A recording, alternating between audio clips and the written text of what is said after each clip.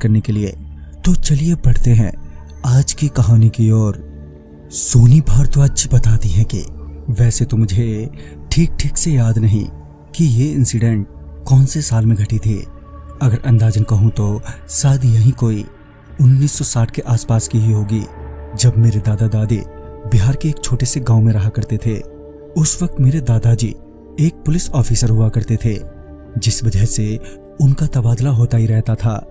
ऐसे ही एक तबादले के बाद जब उन्हें एक जगह रहने के लिए सरकारी क्वार्टर दिया गया था, तो सरकारी परिसर में क्वार्टर मिलने से उन्हें दूसरी सरकारी सुविधाएं भी मिलने लगी थी, जो कि एक अच्छी बात थी।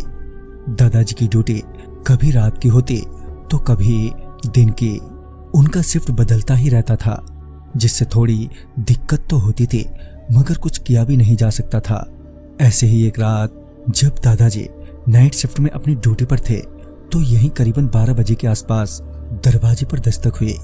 उस वक्त दादी जी गहरी नींद में थी, तो पहले तो उन्होंने दरवाजे पर खटखटाने की आवाज सुनी नहीं, मगर जब एक दो बार और जोर जोर से दरवाजे पर दस्तक हुई तो उनकी नींद टूटी और वो अपने बिस्तर से उठी। दरवाजे की ओर जाते हुए वो यही सोच रही थी कि आखिर इतनी रात गए कौन आ गया भला। जब दादी जी ने दरवाजा खोला तो उन्होंने पाया कि सामने लालू खड़ा है।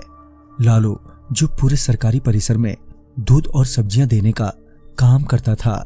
लालू को देखते ही दादी जी बोली, अरे लालू, तू इतनी रात गए?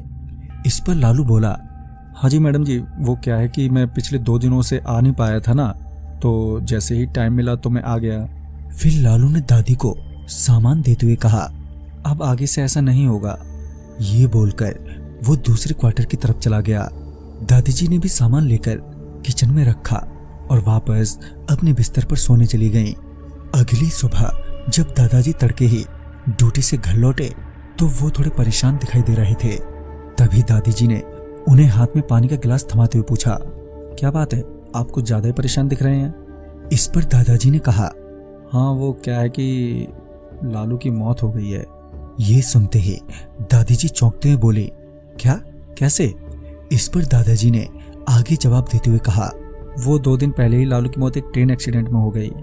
ये सब सुनने के बाद दादी जी को बिल्कुल भी विश्वास नहीं हो रहा था कि लालू की मौत 2 दिन पहले ही हो चुकी है, और करती भी तो कैसे।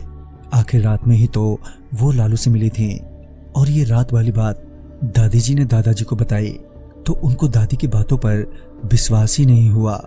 दादी को लग गया था कि दादाजी को उनकी बातों पर विश्वास नहीं हो पा रहा है। तो तभी दादी जी किचन में वो बैग लाने गईं, तो उन्हें वहां पर वो बैग नहीं मिला जो रात को लालू ने उन्हें दिया था।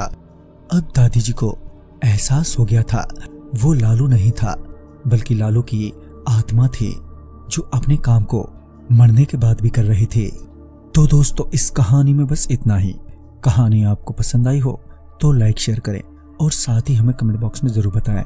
तो मैं आपका दोस्त राजकुमार जल्द ही मिलूंगा ऐसी ही एक नई कहानी के साथ। तब तक के लिए बाय एंड टेक केयर।